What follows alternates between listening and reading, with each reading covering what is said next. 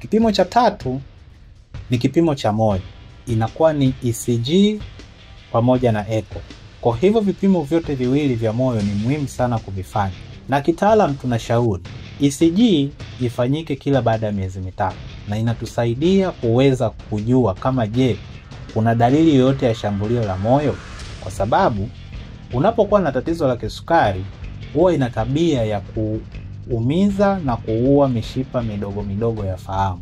Na hiyo mishipa midogo midogo inapokuwa haifanyi kazi vizuri, inapelekea mtu kuanza kupata shida za ganzi. Na unapokuwa tayari uko kwenye hali ya kupata shida ya ganzi, ni vigumu sana kupata maumivu ya kifua ya shambulio la moyo kama yule mtu ambaye hana shida ya kisukari.